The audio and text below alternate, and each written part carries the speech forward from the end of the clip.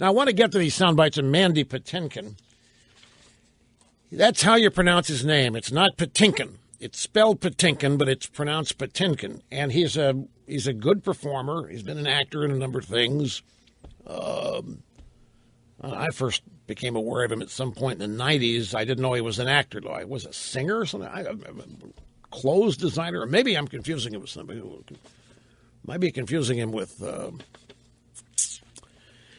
haven't the slightest idea. Anyway, he plays Saul Berenson on Homeland. You watch Homeland, Dawn? You like Saul Berenson? I can't watch the show anymore now after these. These guys open their mouths and they just blow everything they're trying to do in their jobs. Just listen to this.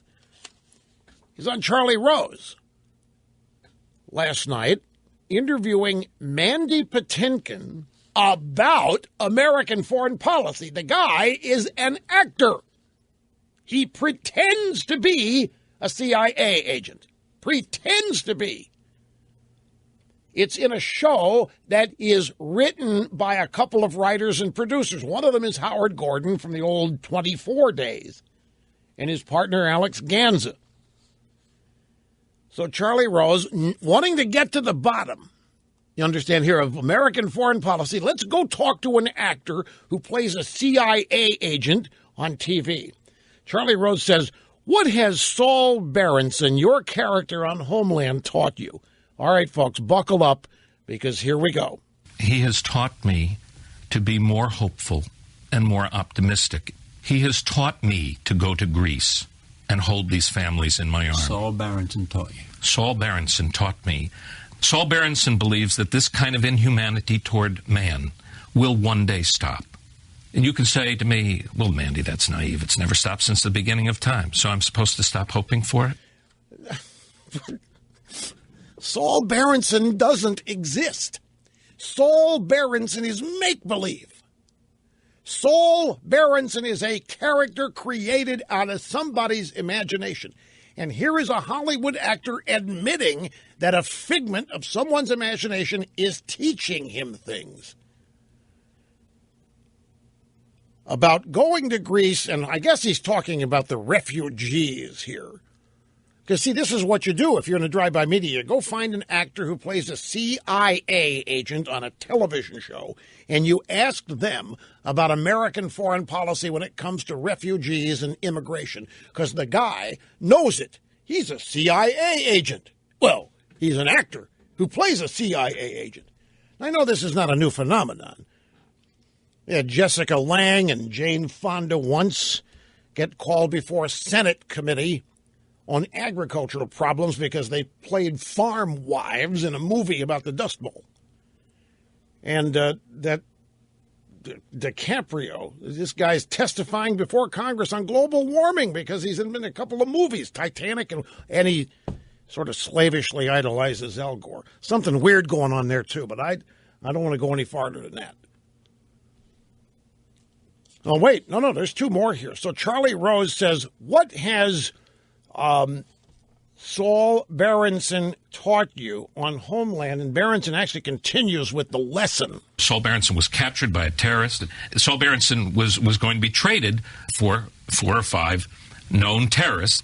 Saul Berenson rather wanted to take his own life. Kill me before you let someone else go out there and hurt someone. I woke up just as we finished shooting, and I wrote this 1.5-page feeling that Saul had. It was very dark, very angry, very revengeful, the polar opposite of what I've been saying. Wanted to just annihilate all these people that are doing harm, but also including, a number of other people like the Dick Cheneys and the Donald Rumsfelds and, a number of other people too, not just known terrorists, but people who don't do good. So he learned from portraying Saul Berenson on Homeland that Dick Cheney and Rumsfeld are just like the terrorists.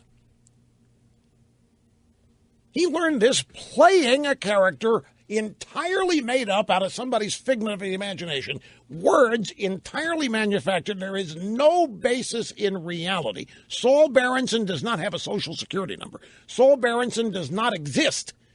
But in Mandy Patinkin's head, he does. And in Mandy Patinkin's head, there are all kinds of life lessons he's learning pretending to be this guy. That's why people think actors, sometimes they're not all there. And he's an expert. He's an expert on terrorism. Yeah, he was like, a character, I wanted to kill myself in a character. I wanted to kill myself because it prevented other people from dying. And that taught me what a bunch of mean guys Cheney and Rumsfeld were.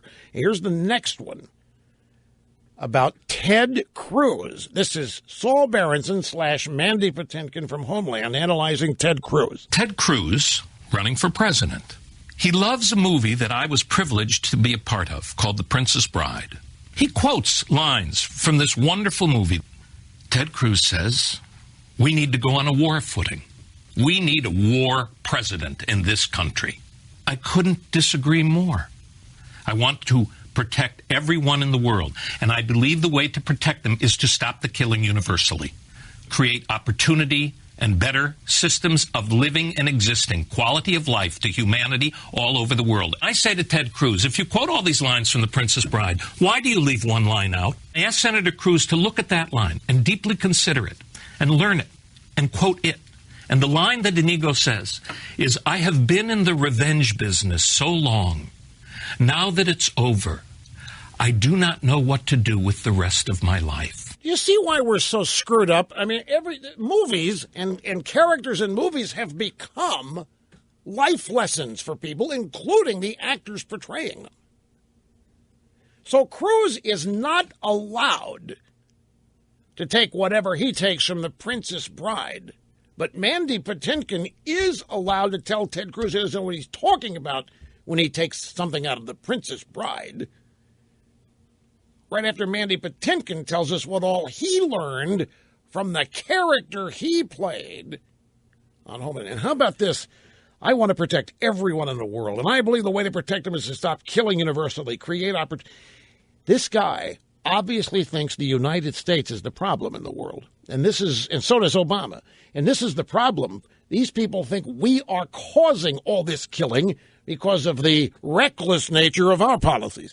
How else do you end up blaming Cheney and Rumsfeld? So it's not that the tyrants and dictators and mass murderers out there are responsible for what they're doing. It's our fault. Furthermore, it's our responsibility to make them stop. And it's our responsibility to bring universal love. And then when we go out and try to make them stop, these very same people tell us we're not the world's policemen and to get the hell out of there. I tell you, they are psychosomatic, pathological, whatever it is. And, of course, the low-information crowd lives and dies on every word they say.